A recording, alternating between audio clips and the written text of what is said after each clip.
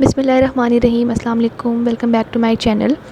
जैसे कि आप लोगों को पता है कि हमने MD CAT revision plan start किया है और इसमें मैं आपको सब्जेक्ट वाइज रिवीजन प्लान बताऊंगी कि आपने किस तरह से इंग्लिश की, बायो की, फ़िज़िक्स और केमिस्ट्री की रिवीजन करनी है जो अब आपके पास जो दिन बचे हैं उनमें। और मैं आपको अपनी पिछली वीडियोज़ में भी बता चुकी हूँ कि रिवीजन कितनी इम्पॉर्टेंट होती है।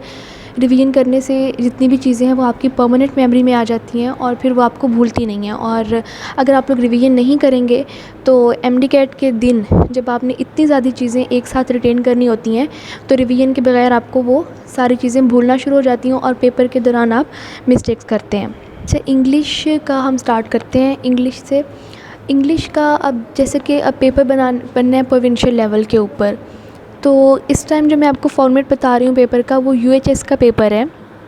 यानी जो पंजाब के स्टूडेंट्स इस दफ़ा जो इंग्लिश का एमडी कैट का पोर्शन उनका होगा वो इस पैटर्न के ऊपर होगा।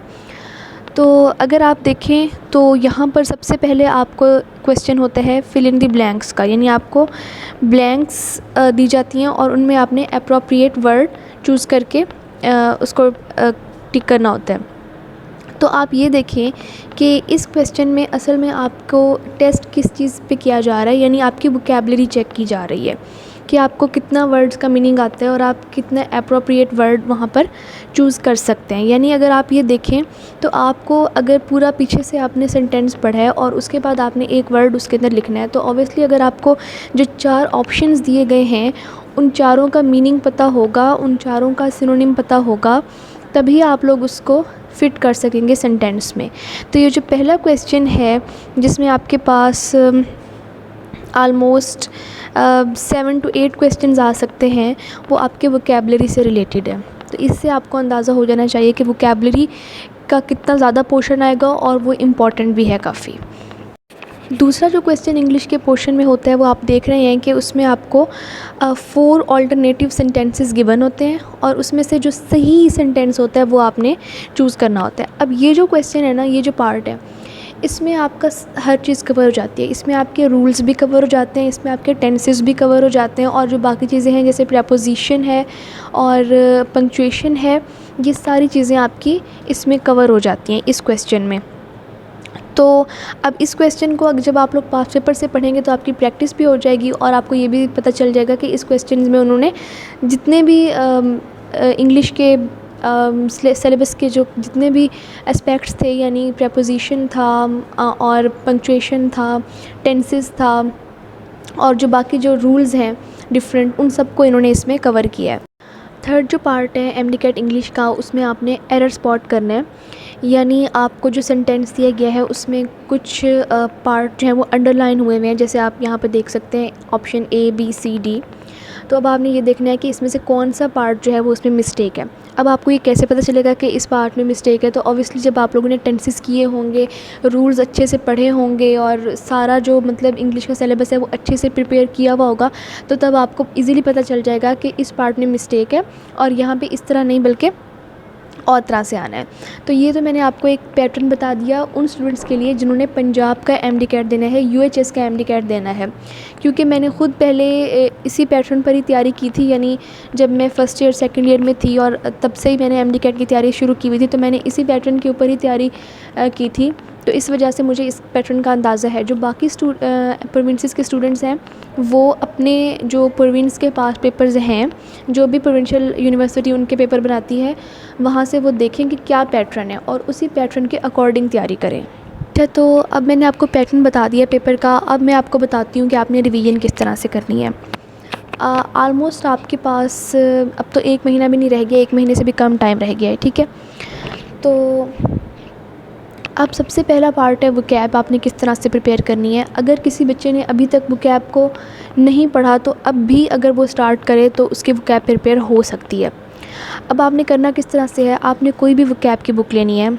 अगर मैं आपको बताऊं मैंने कहाँ से प्रिपेयर की थी, वैसे हमारे पीएमसी के पेपर में कोई इतनी ज़्यादा वोकैबुलरी आई नहीं थी, बट फिर भी मैंने प्रिपेयर की थी और मैंने किप्स की जो प्रेप बुक है उसमें जो वर्ड्स दिए गए हैं वो बेसिकली यूएचएस वाले ही वर्ड्स हैं, तो वहाँ से मैंने प्रिपेयर की थी। और मेरा वोकैब को प्रिपेयर करने का तरीका ये था कि मैं रोज़ के 10 वर्ड्स याद करती थी और फिर अगले दिन उन पिछले 10 वर्ड्स को रिवाइज़ करके अगले नेक्स्ट 10 वर्ड्स में प्रिपेयर करती थी। तो इस तरह आपको पता भी नहीं चलता और आपके कुछ ही दिनों में आपकी सारी वोकैब प्रिपेयर हो जाती है, क्योंकि वोकैब आपकी एक दिन में तो प्रिपेयर होने वाली नहीं है। एक दिन में अगर कोई प्रिपेयर पूरा दिन कोई बच्चा लगाकर वोकैब को प्रिपेयर कर भी लेता है ना, तो वो उसको याद नहीं रहेगी, उसको भूल जाएगी। तो आपका जो बेस्ट तरीका वोकैब को रिवाइज़ करने का और प्रिपेयर करने का है वो यही है कि रोज़ के आपने 10 वर्ड्स करने हैं, ठीक है, और अगले दिन उन पिछले 10 वर्ड्स को रिवाइज़ करना है और नेक्स्ट 10 वर्ड्स को आपने दोबारा याद करना है। अच्छा, और वोकैब को प्रिपेयर करने के लिए ना आपको कोई अलहदा से टाइम निकालने की ज़रूरत नहीं है, ठीक है। ये आप किसी भी टाइम प्रिपेयर कर सकते हैं। फॉर एग्ज़ाम्पल अगर आप एकेडमी जा रहे हैं तो एकेडमी आने और जाने का जो टाइम होता है, जब आप एकेडमी जा रहे होते हैं या एकेडमी से आ रहे होते हैं, उस टाइम में आप इन वर्ड्स को देख लें। इसके अलावा जब आप ऐसे ही कोई फ़ारिग टाइम है आपके पास, आप पढ़ाई से थक गए हैं, ब्रेक ले रहे हैं, तो उस टाइम आपको सिर्फ 5 मिनट के लिए 10 मिनट के लिए कोई वर्ड देख लें। यानी आपके पास पूरा दिन है और उस पूरे दिन में आपने सिर्फ 10 वर्ड्स के सिनोनिम्स याद करने हैं। तो ये बहुत ईजी तरीके है, इसके लिए कोई आपको स्पेशली टाइम निकालने की ज़रूरत नहीं है। कभी भी चलते फिरते, इवन खाना खाते हुए भी कुछ बच्चे पढ़ रहे होते हैं बुक सामने रख के, तो आप उस टाइम ये वर्ड्स प्रिपेयर कर सकते हैं, ठीक है। और जिन स्टूडेंट्स ने वोकैबुलरी प्रिपेयर की हुई है और उन्होंने रिवाइज़ करनी है, तो वो इस तरह करेंगे 10 की बजाय 20 वर्ड्स कर लें, क्योंकि अब उन्होंने याद तो नहीं करना, सिर्फ रिवाइज़ करना है। तो 10 की बजाय 20 वर्ड्स कर लें और रोज़ाना 20 वर्ड्स रिवाइज़ करते जाएँ। अच्छा, अब जो सबसे मुश्किल चीज़ होती है ना इंग्लिश में, वो होती है रूल्स, सारे रूल्स को याद करना। अब आपने ये भी आपको एक दिन में होने वाला नहीं है। इंग्लिश का जो सिलेबस है ना, वो आपका कभी भी इस तरह कवर नहीं हो सकता कि आप एक दिन बैठें और उसको सारा कवर करें। आपको डेली का करना पड़ता है, डेली उसको रिवाइज़ करना पड़ता है और डेली उसको पढ़ना पड़ता है। तो वोकैबुलरी जैसे मैंने आपको बताया आपने रोज़ाना करनी है। अब रूल्स भी आपने इसी तरह रोज़ाना करने हैं। अब आपके पास जिन बच्चों ने नहीं किए हुए पहले रूल्स या जिनको अच्छी तरह याद नहीं है, अब वो इस तरह करें कि रोज़ के 5 रूल्स या 10 रूल्स, जितना भी वो अपना टाइम देख लें कि उनके पास कितना टाइम है और कितने रूल्स हैं। उस हिसाब से आप रोज़ के 5 या 10 रूल्स को पढ़ लें, क्योंकि आपने याद नहीं करना उनको, सिर्फ आपने उनको समझना है और फिर उनकी प्रैक्टिस करनी है, ठीक है। थोड़े से सिर्फ एक रूल के लिए आप 10 MCQs भी प्रैक्टिस कर लें तो मोर देन इनफ है। तो आप लोग रूल्स को भी इसी तरह से, जिस तरह आपने वोकैबुलरी को याद करना है, रूल्स को भी आपने इसी तरह से प्रिपेयर करना है कि रोज़ के 5 या 10 रूल्स आपने याद करने हैं और उनके MCQs की प्रैक्टिस करनी है। तो इस तरह से जब तक MD-CAT आएगा तब तक आपको रूल्स भी और वोकैबुलरी भी अच्छी तरह से याद हो जाएगी। अब वोकैबुलरी और रूल्स के बाद जो चीज़ें बचती हैं वो हैं टेंसेस, प्रीपोजिशन और पंक्चुएशन। अच्छा, अब टेंसेस जो है ना वो तो थोड़े से हैं, वो आप लोगों को अगर अभी तक, वैसे तो सेकंड ईयर तक आते आते बच्चों को फिंगर टिप्स पे होते हैं टेंसेस, बहुत अच्छी तरह से उनका कॉन्सेप्ट बन चुका होता है। लेकिन अगर अभी भी आपका टेंसेस का कॉन्सेप्ट क्लियर नहीं है तो आप एक दिन यूट्यूब पे कोई अच्छी वीडियो देख लें टेंसेस की, या जो इंग्लिश की जो ग्रामर बुक्स हैं उसमें टेंसेस बहुत अच्छे से दिए हुए हैं, ठीक है। तो आप लोग किसी भी ग्रामर बुक से टेंसेस को कॉन्सेप्ट अपना बिल्कुल क्लियर कर लें, क्योंकि जब तक आपका टेंसेस का कॉन्सेप्ट क्लियर नहीं होगा आप ना ही स्पॉट द एरर वाला क्वेश्चन सॉल्व कर सकेंगे और ना ही आप जिसमें आपको करेक्ट सेंटेंस चूज़ करना है वो वाला क्वेश्चन सॉल्व कर सकेंगे। तो अपना टेंसेस जो है ना, जितने भी टेंसेस हैं, प्रेजेंट इंडेफिनाइट, पास्ट इंडेफिनाइट और प्रेजेंट परफेक्ट, ये सारे जितने भी टेंसेस हैं ना, इन सब का आप एक ऐसा करें, आप इनका एक फ़्लो चार्ट बना लें या जिस तरह भी आप इसको याद कर सकते हैं करें, लेकिन आपने जितने भी टेंसेस हैं उन सब का जो कॉन्सेप्ट है वो बिल्कुल क्लियर कर लेना है। उसके बाद आती है प्रीपोजिशन। अब प्रीपोजिशन का एक किस्म का रट्टा ही मारना होता है, तो बेहतर तो ये है कि जैसे आपने वोकैबुलरी करनी है डेली की डेली, प्रीपोजिशन के भी 3 से 5 जो है ना प्रीपोजिशन के वर्ड्स आप रोज़ाना कर लिया करें।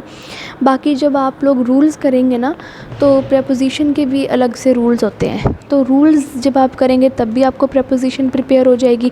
इसके अलावा अलग से अगर आप करना चाहें तो डेली के 3 या 5 वर्ड्स कर लें। वैसे प्रीपोजिशन के MCQs इतने ज़्यादा आते नहीं हैं, ज़्यादा से ज़्यादा 2 MCQs आ जाएंगे या 1 MCQ आ जाएगा। तो प्रीपोजिशन आपने इस तरह से प्रिपेयर करनी है। पंक्चुएशन के भी रूल्स होते हैं, जब आप लोग रूल्स प्रिपेयर करेंगे तो तभी आपको पंक्चुएशन भी प्रिपेयर हो जाएगी। बाकी इसके कुछ बहुत ही बेसिक से और कॉमन से रूल्स हैं जो कि आपको याद करने होंगे।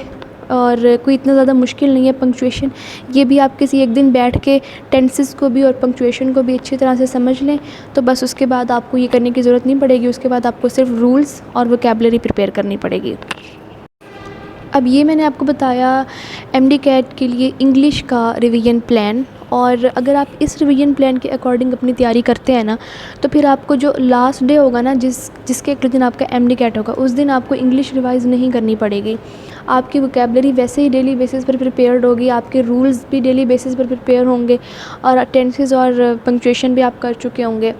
तो फिर रह जाएगी आपके पास सिर्फ प्रैक्टिस।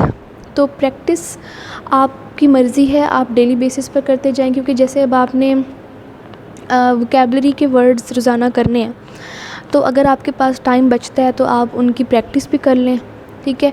इसी तरह से जब आपने रूल्स डेली के करने हैं तो मैंने आपसे कहा कि जब आप जो भी रूल करें उसके साथ उसके 5 to 10 MCQs की भी प्रैक्टिस कर लें।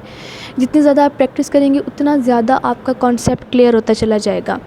और इसी तरह से बाकी जो चीज़ें हैं, टेंसेस हैं और पंक्चुएशन वगैरह है, उनके भी आप साथ साथ थोड़ी थोड़ी प्रैक्टिस करते जाएं। तो इंग्लिश का जो पोर्शन है ना उसको आपको कोई अलहदा से टाइम देने की ज़रूरत नहीं है। अगर आप रोज़ाना उसको थोड़ा थोड़ा टाइम देंगे ना तो एंड पे आपकी इंग्लिश की बहुत अच्छी तैयारी हो जाएगी।